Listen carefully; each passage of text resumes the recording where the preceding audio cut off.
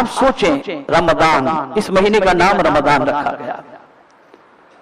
رمضان اللہ کے ناموں میں سے بھی ایک نام ہے، اور رمضان کے معنی ہوتا ہے تپش کے، جلانے کے. تو اس ماہ مبارک کو رمضان کیوں کہتے ہیں؟ تو فرمایا گیا کہ روزے کی وجہ سے جگر جلتا ہے، روزے کی وجہ سے جگر جلتا ہے. اور آپ دیکھتے نا افطار کا وقت جیسے ہی وہ آدمی چاہتا ہے کہ مٹکا پورا پی لے، اس لیے کہ وہ اندر کی جلن کی جو کیفیت، جگر جلتا ہے اس سے. اور ایک بڑی پیاری بات اس کے حوالے سے کہی گئی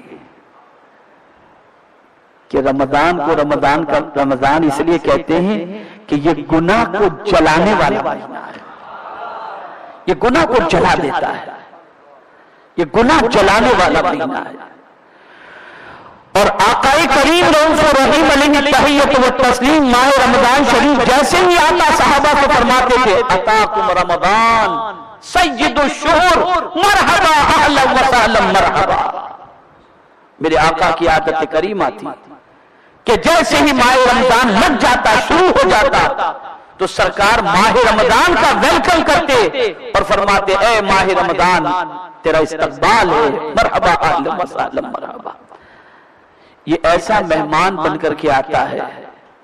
میں دنیا کے مہمان کی بات بتاؤں کہ دنیا کا مہمان اگر کسی کے گھر پہنچنے والا ہو نا تو اس کے پہنچنے کے 40 روز پہلے مہمان کی روزی گھر پہ پہنچ جاتی ہے. اور مہمان جب کسی کے گھر سے نکلتا ہے تو کچھ لے کر نہیں نکلتا، اللہ اس مہمان کے صدقے میں اس گھر کی بلاؤں کو گھر سے نکال دیتا.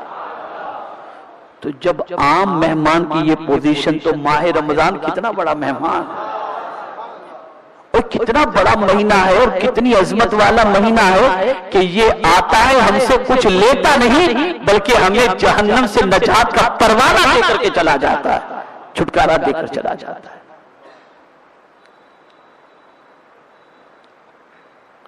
حضور رحمت عالم نور مجسم صلی اللہ علیہ وسلم کے چند معمولات تھے ماہ رمضان شریف کے اندر.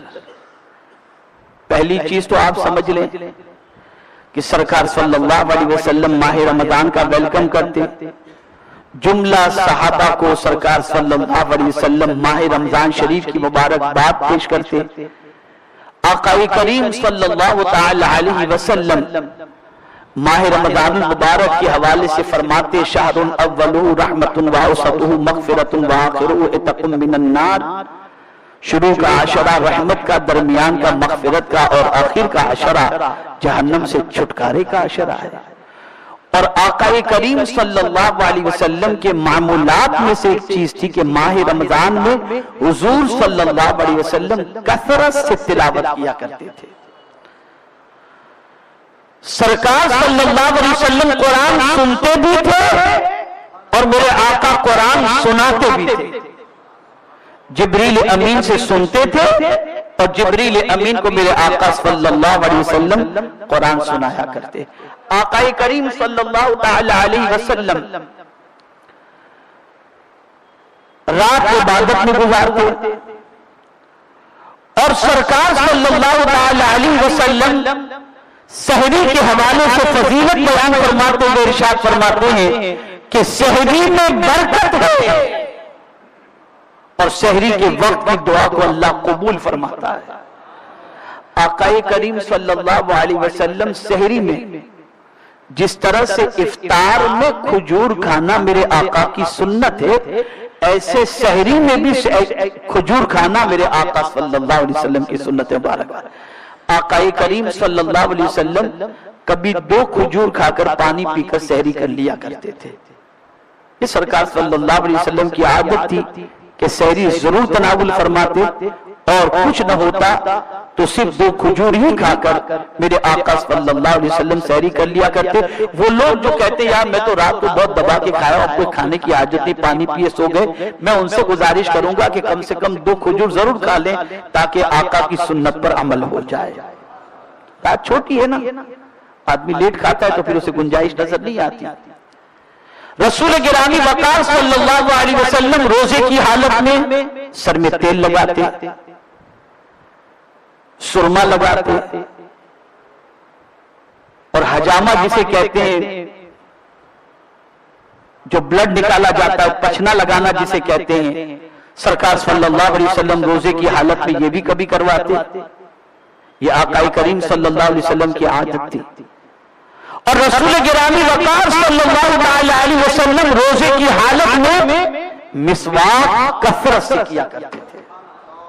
میں ابھی تازہ ترین بات بتاؤں، پرسوں کی بات ہے، ایک مسلم کمپنی کے اندر، شاید مسلم کمپنی، وہاں پر مسلم جو ایمپلائیز ان کو ان کے باس نے ایک فرمان جاری کیا کہ جتنے مسلمان روزے سے رہتے ہیں ان سارے مسلمانوں سے گزارش ہے کہ دن میں کئی مرتبہ مسواک کا استعمال کریں تاکہ منہ سے بو نہ آئے۔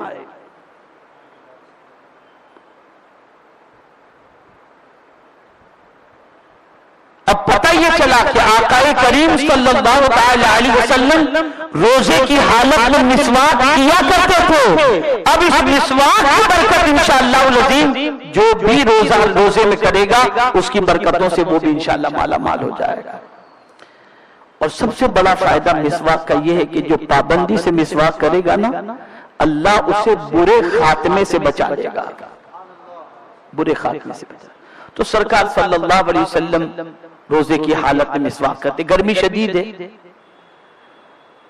اور یہ گرمی کیوں ہے شاید اب سورج ہی کو قصوروار ٹھہرائیں، تو بات دراصل یہ ہے کہ یہ جو ایٹم بم بن رہے ہیں، ایٹمی توانائیاں تیار ہو رہی، ایٹمی توانائیاں جو ہیں، اور ایٹم بم جو برسائے جاتے ہیں، مطلب بم جو برسائے جاتے ہیں اور ایٹم بم جو بنائے جاتے ہیں، اور اس کے لیے زمین سے جو مادہ نکالا جاتا ہے، ساری چیزیں جو ہوتی ہیں نا، اس کی وجہ سے یہ تپش بڑھ رہی ہے۔ مدر بم جو ہے، یہ جو ابھی افغانستان کے اندر امریکہ نے جو بم گرایا تھا کہ سارے بموں کی ماں اس کو انہوں نے کہا تھا، اس بم کے گرنے کے بعد گرمی اور تپش بہت بڑھ گئی ہے۔ تو یہ تپش جو بڑھ رہی ہے اس میں اس کا بھی بہت بڑا دخل ہے، اور ساتھ ہی ساتھ سورج جس پردے سے چھن کر کے جس سورج کی شعاعیں جس پردے سے چھن کر کے زمین پر آتی تھی، اس کی بھی پوزیشن تھوڑی سی خراب ہے، اور اس میں بھی کافی شگاف وغیرہ ہیں۔ تو اب یہ ڈائریکٹ آنے والا مسئلہ ہو رہا ہے، یہ سب تپش اس کی وجہ سے۔ اگر یہ کہوں تو غلط نہ ہوگا کہ زمین پر گناہ بھی اتنے بڑھ گئے کہ گناہ کی وجہ سے بھی اللہ عز و جل کی طرف سے یہ تپش بڑھ چکی ہے۔ تو حضور صلی اللہ تعالی علیہ وسلم جب گرمی کا موسم ہوتا تو حضرت ابو ہریرہ رضی اللہ تعالیٰ عنہ فرماتے ہیں کہ میں نے دیکھا کہ دوپہر کے وقت روزے کی حالت میں رمضان المبارک میں سرکار صلی اللہ علیہ وسلم کے سر مبارک پر حضرت انس پانی ڈال رہے تھے۔ یہ پانی کیوں ڈالا جا رہا تھا؟ ٹھنڈک کے لیے۔ تو صحابہ محدثین فرماتے ہیں کہ روزے کی حالت میں اگر کسی کو شدید گرمی محسوس ہو تو ایسے موقع پر ٹھنڈا پانی سر پہ ڈالنا یہ بھی مصطفیٰ جان رحمت کی سنت مبارکہ ہے۔ اور ایسا بھی ہوتا کہ گرمی شدید ہوتی تو آقا کریم صلی اللہ علیہ وسلم پتلا کپڑا پانی میں بھگو کر صرف تہبند پہنے ہوتے، اور وہ گیلا کپڑا میرے آقا صلی اللہ علیہ وسلم اپنے بدن پر ڈال لیتے جس سے تھوڑی سی ٹھنڈک اور راحت نصیب ہو۔ تو یہ بھی مصطفیٰ جان رحمت صلی اللہ علیہ وسلم کی سنت ہے۔